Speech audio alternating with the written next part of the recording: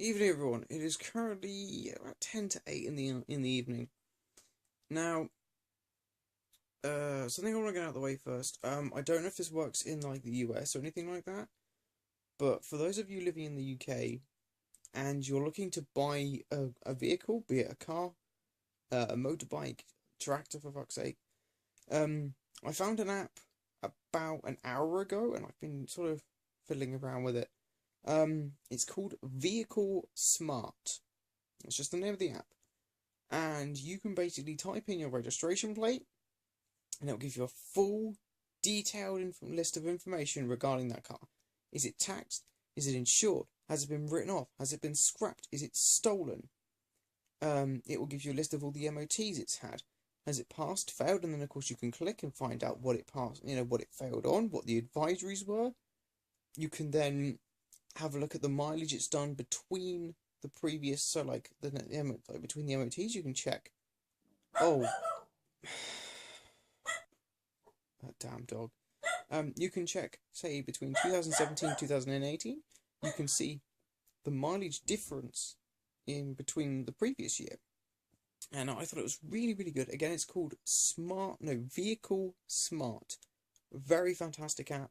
It had a 4.8 rating on the Play Store, I believe. I don't know what it's like on the Apple Store. I don't own an iPhone, but it is absolutely amazing. Now, on to the big stuff. I had to make a decision today. It was a pretty tough decision. I didn't really want to make said decision. I'm gonna feel pretty shitty about it, I'm not gonna lie. My Suzuki, as I expected, failed the MOT. Now, I knew it would fail because there's an issue with the exhaust. It makes a horrible rattling noise, and it's apparently a bit leaky. So I thought, oh, that's gonna be an issue with emissions and stuff. It failed really badly. I mean, really badly. I'm sorry if I'm squinting. I put a brand new bulb in my light, and it's blinding me.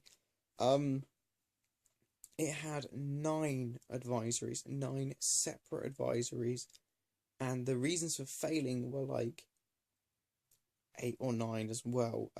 It basically failed completely on the rear brakes. The rear brakes are just shit. They don't work. They're off balance.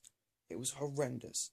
The headlights are badly scratched, so there's no actual pattern. I believe he said there's no beam pattern. One of the bulbs needs replacing, and the big part, most of that stuff would have been fine to fix. Without this extra bit, would have cost about £300 to fix. Now that's what I paid for the car, which is already where my decision came in. The bit that the massive problem was, I needed welding work done, and I took it to QuickFit. They've been very good to us over the years. So I thought, no, that's right. It was £25 for the MOT, very, very cheap, pretty good service, and you needed welding work on the suspension housing, and they don't do welding work. That's just how they operate. And they couldn't recommend anyone reliable that could do welding work for them. They did used to go to a guy up the road from them, and apparently they had a customer had a really bad experience and had had the most horrendous welding work done, so they haven't recommended him since. And I just thought, without the welding work, it's going to be £300 to fix the car. With the welding work, we're talking potentially 400, depending on how big the job is. And then that's another £25 to get it through, to pay for a retest. And I just sat there and went, it's not worth it. So I'm gonna scrap the car. It's quite funny actually. I had the previous owner was interested in buying it off me again. And I just said no, it's not even worth it. It's so bad. It drives, but it's literally it's a 17-year-old car, and it feels like a 17-year-old car. That thing is falling apart. It's in really bad shape. So yeah, that's not doing too well. But I am gonna scrap it, I think. I'm gonna claim back on my tax, claim back on the insurance. I'm gonna see how much money I can get. My insurance was about 825 per year. I'm hoping to get between if I get about 500, between 4 and 500 back, because it's not due until September, it's renewals until September. So I'm hoping to get that, and then whatever I get, I'm going to scrounge up together and get something else. That's the plan. We'll see how well that goes, but I'm a bit annoyed that I've had to declare the car off the road and just it's so shit. Like, that's not how I want to start my morning. Yeah, it's been really tough, but sorry about that. So yeah, it's I'm just gonna get as much money as I can, save it all together, and then take my time looking for something that, because the way it usually works is for a car, especially like your like first or second car, something like that, or maybe especially first, you want to keep it for about a year, because that way you get a year's no claims bonus, and then your premium will drop. So I basically need something that I can keep for a year, and I'm going to enjoy driving for about a year. I've been looking at Renault Clios, just because a previous partner from several years ago, we're talking like 10 years, had one, and I really liked it. I thought it was lovely. They're quite common, so if I need to buy any replacement parts, that's not going to be a problem. And if I want to go some aftermarket stuff, maybe some tinted lights or whatever, I can also get some of those for the vehicle.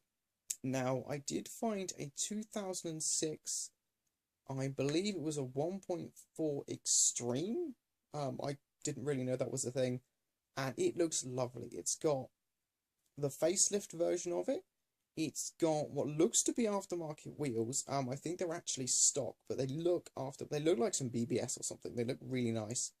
It does have a small spoiler, and it's got like a chrome muffler tip. So I don't know if that's an aftermarket thing as well. Of course, I haven't heard the vehicle or anything like that. And it's actually not far away. It's about 30 miles, so it's about half an hour, 40 minutes in a car. So I'm very tempted to have a look. It's a lovely chrome, metallic red. It does look really nice. I was trying to compare it to my curtains, but that's a silly thing to do. So that's the one I would like to have. I will have to do an insurance quote on it, and I will check the history and everything like that. The other alternative that I found is a Ford Fiesta Z-Tech from like 2004, I think. That's currently at about £400. I think it's about £400. 395 if you want to be a dick. And currently doesn't have an MOT. This one I have already checked beforehand. It's got like 60,000 miles. It's a category C, I think. So at some point it has had an accident. But I didn't really look into what the accident was. Yeah, it just needs an MOT, and I looked through MOT history. It's passed every single MOT it's ever had. It passed them all with flying colours. It's never failed an MOT, so a great history there. And there's a bit of service history, which is great. So those are the two. The Fiesta is like a metallic blue, for those wondering. So those are the two that I'm very interested in. I was thinking about getting a Hyundai Coupe. I don't know why, I've just got this obsession with them lately. There just isn't any available. So maybe for my third car or something, because by the time I think I got my third car, my nan would have passed away. She's 83, she's got dementia. She's not doing very well. So if I buy a 5-door car now, it's mainly so that I can take her and my mum out for dinner or whatever, because my mum's had a knee replacement. She can't climb over the back seats. My nan obviously can't do that for multiple reasons. So I want a 5-door just so that they have their own seats. They've got their own door and they can get out the car that way. But as the way things are going, I'm probably going to end up getting a 3-door again. The Renault, both the Clio and the Fiesta are 3-door. If I can get a 5-door version of the Fiesta, that would be fantastic. If I can get a 5-door Clio, that would be very, very good. I would love that. I've also seen a few Vauxhall Corsas, but they've not been relatively good. They've been the older generation from like the 90s, the late 90s, early 2000s, and they've been pretty poor. A lot of the colors faded. Um, they're just not holding up very well. So that's sort of what I'm after in an ideal world. But whether or not I actually go through with that, I don't know. So yeah, that's what's been going on today. Um, it's been a long day. It's been a very, very long day. I have been very ill the last couple of days as well. I was prescribed some medication back in late November, and I hadn't had a need for it because I did have this alternate medication. And it's nothing like serious, don't worry. It's just for it's something called irritable bowel syndrome, where my intestines basically have a spasm, and it's to stop the spasms. And I ran out of my normal medication, so I tried this stuff that I'd been given, prescribed by my doctor, and it was really, really bad. It did stop the spasming with it's, completely soothed everything within about 5 minutes. And it's supposed to make you go to the toilet just because that's what your intestines are having a spasm about. They can't process what's going on. So you need to take this tablet to stop it, and then it basically flushes the system out. These tablets gave me immense intestinal cramps. Um, I've actually got it's. I feels like I've done 60 sit-ups in the span of 10 seconds. Like my lower half of my stomach muscles are very sore because they've been tensed the whole time. They've been very bad. I've just had a lot of problems with these tablets, and of course I phoned up my doctors to find out, what I should do. My doctor left a month ago. Nobody told me my doctor had left the surgery, so I'm a bit stuck up shit creek, really. So it's not been very well. But what I'm gonna do, I think, is not do anything regarding the channel for a while. Being called amateur car guy and not actually having a car is a bit silly. And unlike Boosted, who that's basically one of my inspirations for doing this whole channel in the first place. He has friends and acquaintances that have modified cars, and he can talk to them. He can do videos on their cars. Like his last one is a Renault Clio 182, and he's been lent that until he gets his own car. So he's made a video on that. I'm unfortunately not so lucky. The only people I know that have cars use them for work. So my friend, one of my friends is an IT technician at a school. He needs his car to get to work. My brother lives in Reading, which is like 60 miles away. So there's no way he commutes from Reading to London every day for work. There's no way I can borrow his car. And it's also an automatic. My friend that lives locally is a home carer, I believe the word is, where they go from house to house, specialized clients to give them care for like elderly or the ill. So there's absolutely no way she can do that without a car. She did do it in her previous job for about 2 months without a car, and she really, really struggled. So I can't do that. Again, that's an automatic. And my mum also needs hers for work. She travels 30 miles to work. She's actually got work in about 2 hours. She's doing a night shift. So I'm really stuck in terms of not having a vehicle. I mean, it's very lucky that I don't drive and need the car for work. Luckily for me, I am unemployed. So I have a lot of time to do this sort of stuff. So what I'm going to do is take my time looking for a car, looking for something. I may even save up a bit more money and just come back to this when I've actually got something to show. So I think that's what I'm going to do is, be it the Clio, the Fiesta, Corsa, or whatever it is, I'm going to get something and then, go through the process of it and decide if I like it or not. And if I really like it, I'll go, right, this is the car, and then I'll start doing the content on it again.